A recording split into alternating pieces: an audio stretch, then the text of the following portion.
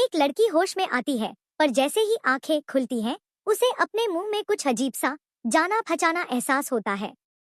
वो फौरन खुद को छुड़ाने की कोशिश करती है, लेकिन गर्दन का कॉलर किसी ने लॉक कर दिया था। घबराकर वो चारों ओर देखने लगती है। उसे सामने एक और औरत दिखती है, ठीक उसी हालत में, लेकिन वो दूसरी औरत बिल्कुल शांत। पहले उसने अपनी ब्रा से सेफ्टी पिन निकाली, फिर उसे बालों पर रगड़ती रही। फिर उसने एक पत्ता पानी में रखा, और जैसे ही पिन घूमने लगी, उसे दिशा का अंदाजा हो गया। जब दोनों एक खुली जगह पहुंची, तो देखा कि वहां सिर्फ औरतें ही नहीं, मर्द भी मुंह में वही चीज दबाए खड़े हैं। मैदान के बीच में एक लकड़ी का बॉक्स पड़ा था। एक लड़का, जिसे हम टोपी वाला कह सकते हैं, हिम्मत करके सीधा बॉक्स की ओर गया और पास रखी एक रॉड उठा ली। जैसे ही उसने बॉक्स खोलने की कोशिश की, पीछे से एक भारी भरकम आदमी, मोटा भाई, चिल्लाया, रुक। ये ट्रैप भी हो सकता है, लेकिन मुंह में फंसे गैजेट की वजह से टोपी वाला कुछ सुन नहीं पाया और बॉक्स पर वार कर दिया। मोटा भाई तो डर के मारे भाग गया, और लड़की, जिसे अब हम प्रीति कहेंगे, एक पेड़ के पीछे छिप गई। जैसे ही बॉक्स खुला, सबकी सांसें थम गईं। लेकिन अंदर से निकला एक स्वर। सबने राहत की सांस ली। मगर मामला यही नहीं थमा। टोपी वाले को लगा अंदर कुछ और भी है। उसने हाथ डाला और एक हैंडल पकड़ लिया। खींचकर बाहर निकाला गया एक रैक, भरा हुआ हथियारों से। बाकी लोग दौड़कर पास पहुंच गए। प्रीति ने देखा, बॉक्स के ढक्कन पर एक पैकेट चिपका था। खोलकर देखा तो उसमें थी एक चाबी।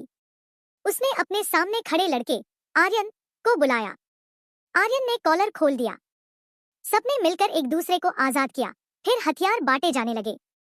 लेकिन प्रीति बोली, मुझे बंदूक चलानी नहीं आती। आर्यन मुस्कुराया, पास आया और बोला, आओ, सिखाता हूँ। प्रीति खुशी से थैंक यू कहने ही वाली थी कि अचानक एक गोली चली, और प्रीति, इतनी प्यारी लड़की, सिर्फ 2.5 मिनट में गेम से बाहर। आर्यन डर से कांपता हुआ लोकेशन चेंज करता है। तभी उसे एक और औरत बॉक्स के अंदर छिपी दिखती है, जो उसे इशारा करती है। उसी वक्त सामने से एक और आदमी 2 गन लेकर दौड़ता है और अगले ही पल भून दिया जाता है। आर्यन पलटकर भागता है, गोलियों की बौछार से बचता है, लेकिन एक गड्ढे में गिर जाता है। तभी पास से किसी औरत की मदद की पुकार आती है। आर्यन सब कुछ छोड़ दौड़ता है। गड्ढे के पास पहुंचकर फुर्ती से उसे बाहर निकालता है। जख्म मामूली है। दोनों भागते हैं, लेकिन तभी पैर एक लैंडमाइन पर पड़ता है। पता चलता है कि आर्यन हीरो नहीं है। जो बाकी बचे हैं, सब जंगल की ओर दौड़ते हैं, लेकिन रास्ता बंद है, एक लोहे का फेंस। जैसे तैसे सब ऊपर चढ़ते हैं, लेकिन जब एक बुजुर्ग की बारी आती है, तभी एक धारदार तीर उसके पास से गुजरता है। सब चिल्लाते हैं, जल्दी करो, लेकिन अगली ही पल तीर सीधे उसके सीने में जा घुसता है। बुजुर्ग वहीं ढेर हो जाता है। तीनों तेजी से दुकान चेक करते हैं। बस एक बुजुर्ग दंपति है। सब शांत होते हैं। पहले दरवाजे को बंद किया, फिर बुजुर्गों से पूछा, ये कौन सी जगह है? औरत बोली, अरकानसस। सुनकर सब सन्ना। कल जहां थे, वहां से मीलों दूर। एक आदमी ने उनसे फोन मांगा और FBI से संपर्क किया। औरत तो खुशी में चिप्स और कोल्ड ड्रिंक उड़ाने लगी। लेकिन अगले ही पल उसकी सांस अटकने लगी, झाग के साथ नीचे गिर पड़ी। दूसरों को तब समझ आया, वो जहर था। बुजुर्ग दंपति ने गैस मास्क पहना और एक गैस बम फेंका। दोनों शिकारी थे। मर्द ने गैस बम सामने लाकर रख दिया, और औरत सब कुछ साफ करने लगी। वेंटिलेशन चालू कर दिया, लाशें हटाईं, सब फिर से वैसा ही, जैसे कुछ हुआ ही नहीं। एक नया शिकार नजदीक आ रहा है। बुजुर्ग औरत खिड़की पर जाती है, और जब देखती है कि कोई अंदर आ रहा है, तो फिर से नकली कैशियर बन जाती है। अंदर आई सुसान। सुसान नॉर्मल दिखती है, सिगरेट मांगती है और 100 की नोट देती है।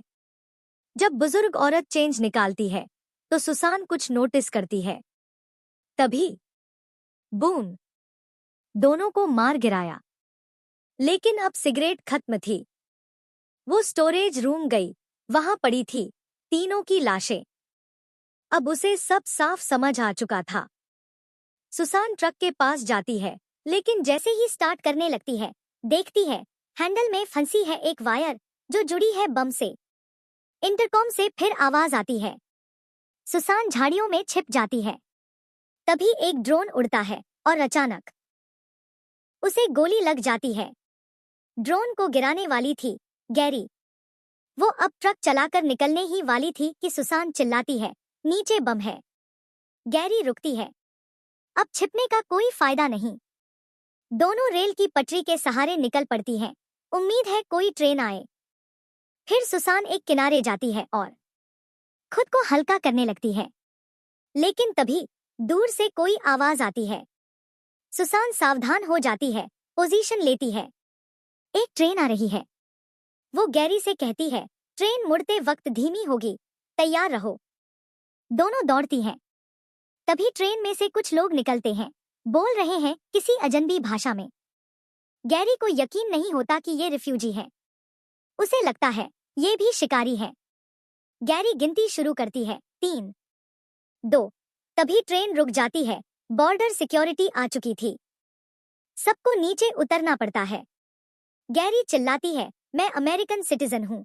लेकिन कोई उसकी बात नहीं समझता। एक आदमी जो खुद को रिफ्यूजी बता रहा था, वापस आता है।